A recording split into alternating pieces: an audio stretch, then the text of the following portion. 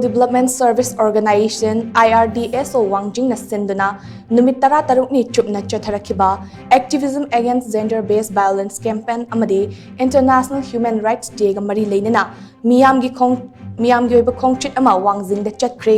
mamang tha November 15 dagi chatharakhiba campaign asigi saruk ama oina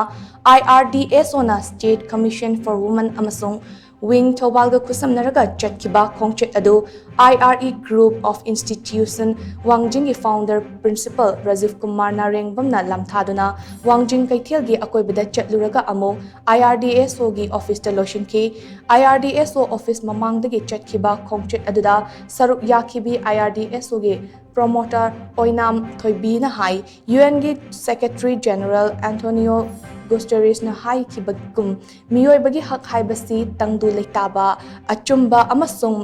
mipum kudimak yauba kunai amagi yumpham ni chahi asigi thim oiriba aikoigi haksing aikoigi tunglamchat hauzik hairiba asi aikoigi nungtigi punsiga mari leinaba singni ngasi Manipur gi meeyam na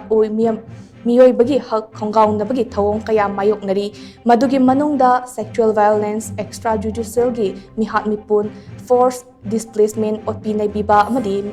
miot minai yauri miyoy bagi phangpham thokpa haksing asi fangnaba aikoi puna achetpa khongpham ama lepmina bagi matam do yauri haina su mahak na makha takhi